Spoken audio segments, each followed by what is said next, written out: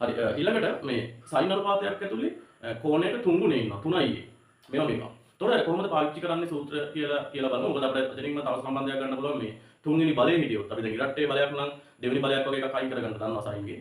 නමුත් තුන්වෙනි බලයක් අයින් කරගන්න බෑ. නැහින්ද මේක බලමු. මේකටත් අපි පාවිච්චි කරන්නේ අර සූත්‍රයමයි. මොකද්ද?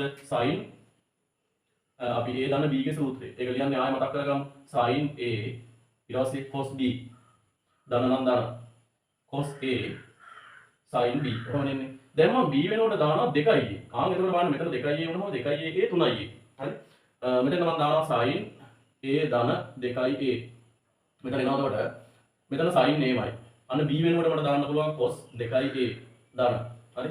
මෙතන එනවා cos a sin b වෙනකොට මම දානවා කවුද 2a ඔය වගේ. හරි? දැන් මෙතන ප්‍රශ්න ටිකක් තියෙනවා. මේ බලන්න cos 2a නේ. දැන් මට ඕනේ sin ගෙම්ම ගන්න. හරිද? මේ සූත්‍රය sin ගෙම්ම ගන්න. එතකොට මතක තියාගන්නත් ලේසියි අපිට. දැන් cos ගේ බලන්න මතක ඇති cos ගේ සූත්‍රයක් හිටියා. cos ගේ ඔරිජිනල් සූත්‍රය නම් cos ගේ 2a වෙනකොට cos වර්ගයේ අඩු කිරීම sin වර්ගය. නමුත් අපිට අපි හදාගත්ත එකක් තිබ්බනේ අර sin වර්ගය දාන cos වර්ගය සමානයි 1 දාගෙන. එතකොට ඒකෙදි sin වෙන්න අපිට දාන්න පුළුවන් 1 ඍණ දෙවාරයක් sin වර්ගය. අන්න මේ සූත්‍රය මම මෙතෙන්ට දානවා. හරි cos 2a. ඊළඟට sin 2aට sin 2a අයින් කරන්නත් ඕනේ. sin 2aට සූත්‍රයක් ඉන්නවානේ. මොකද්ද සූත්‍රය? sin 2a සමානයි දෙවාරයක් sin a cos a. එතෙන්දි cos එකක් එනවා තමයි. අපිට මේ සූත්‍රය මෙතෙන්ට දාන්න පුළුවන්. cos එකක් එනවා. cos එක ගන්න ගන්න බෑ නේ සූත්‍රය හැටි. එතකොට ඊට පස්සේ මොකක්ද කරන්නේ කියලා බලමු. රයිට්. මේකද වෙන්නේ මෙහෙමයි. අපි ගන්නවා දැන් මෙතන මම දානවා sin a. අන්න cos 2a වෙනකොට මම මේ සූත්‍රය භාවිතා කරනවා වරහණක් ඇතුලේ 1 ඍණ දෙවාරයක් sin වර්ගයේ ධන. හරි වරහණ වැහුවා. ඊළඟට මෙතන ඉන්නවා cos a. cos a. අන්න sin 2a වෙනකොට මට මේක ලියන්න පුළුවන් කොහොමද? දෙවාරයක් sin a ඊළඟ එක cos a කියලා. හරි.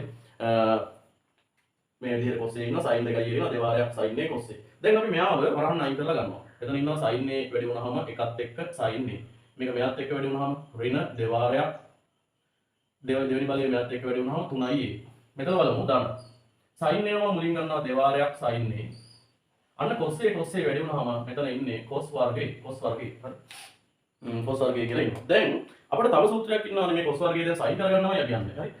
අයි පයිතගොරස් සම සූත්‍ර sin වර්ගයේ දාන cos වර්ගයේ සමානයි 1යි. එහෙනම් අපිට cos වර්ගය උත්තර කරන්න පුළුවන්. මෙයාව මෙහාට යවලා. ඒක රින sin වර්ගය. එහෙනම් ඒ සූත්‍රය අපි මෙතෙන්ට දානවා මෙන්න මෙයාට. හරි. මෙහෙමයි වෙන්නේ. එතකොට මෙතනින් එනවා sin a රින දෙවාරයක් sin තුන්වෙනි බලයේ දාන දෙවාරයක් sin a වරහන් ඇතුලේ cos වර්ගයට මම දා ගන්නවා 1 ඍණ sin වර්ගය. ඔන්න ඔය වගේ. හරි. දැන් බලමු අපි. දැන් බලමු මොකද වෙන්නේ කියලා. මෙතනින් එනවා sin a කෙනෙක්. තව බලමු. මේ මෙතනින් එනවා දෙවාරයක් sin a එකත් එක්ක වැඩි වුණාම දෙවාරයක් sin a. දෙවාරයක් sin a sin a එකට වුණාම sin තුන්වෙනි බලයේ sin 3යි. තුන්වෙනි බලයේ නෙමෙයි sin 3යි.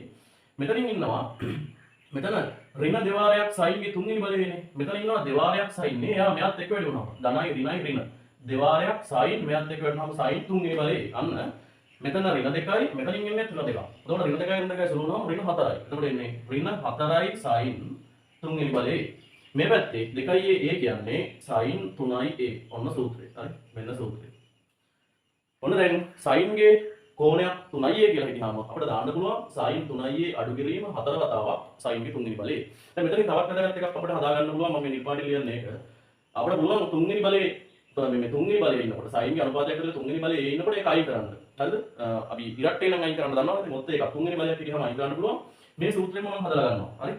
මේ සූත්‍රය කොහොමද හිටියේ? මේ සූත්‍රය ඉන්නේ මෙහෙම මේ බලන්න. sin 3a සමානයි මෙතනින් එන්නේ මේ මෙතන චුට්ටක් කරලා දෙනවා. හරි sin a මෙතන දෙවාරයක් sin a එක තුන් වතාවක් sin a. තුන් වතාවක් sin a. හරි? ඔන්න බලන්න සූත්‍රේ sin 3a ඉන්නේ තුන් වතාවක් sin a අඩු කිරීම 4 වතාවක් sin තුන්වෙනි බලයේ.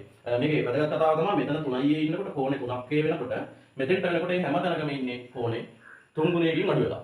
ඒ වෙලාව. ප්‍රශ්නේ තමයි මෙතන 3ක් ඇවිල්ලා තියෙනවා මෙතන 4ක් ඇවිල්ලා තියෙනවා සහ තුන්වෙනි බලය. ඒක ප්‍රශ්නයක් නෑ. කෝණේ මොකක් වෙලාද? දැන් උදාහරණයක් විදිහට 6යි හිටියොත් ඒක 2යි වෙලා. 9යි හිටියොත් 3යි වෙලා. ඒ හිටියොත් ඒ බෙදීම 3 වෙලා. දැන් අපි අර කතා කරමු. අපි මේ සූත්‍රය ලියන් ඉමු sin 3a සමානයි 3 වතාවක් sin a අඩු කිරීම 4 වතාවක් sin තුන්වෙනි බලයේ. දැන් ඕකෙදි අපි උත්තර කරන්න හදන්නේ මෙයාව. මෙයා උත්තර කරද්දී මේ බලන්න. sin තුන්වෙනි බලයේ a සමානයි. මෙතන ඉන්නවා 3 වතාවක් sin a අඩු කිරීම. මෙයා එහා පැත්තට යනවා. එතකොට sin 3a අන්න දැන් මෙතන 4 ඇවිල්ලා ඉන්නේ. ඍණ 4 මෙයාත් එක්ක ආවේ ධන 4ක් කියලා. ඒ 4ෙන් මෙයා බෙදනවා. right මෙන්න අපිට තුන්වෙනි පදයක් අයින් කරන්න පුළුවන් සූත්‍රයක් ඉන්නවා. ඉතින් මේවා මේ මතක තියාගන්න මම ලොකුවට අවශ්‍ය නැහැ. මතක තියාගන්නවා නම් හොඳයි. ගානකදී ගොඩක් වෙලාවට මේ වගේ ලොකු තැනකට එනවා නම් සමහරලාට ගාන එහෙම හදන්නත් ඒ විභාගෙදී. එහෙම නැත්නම් කෙලින්ම මතක තියාගන්නවත් දාන්න පුළුවන් සූත්‍රයක්.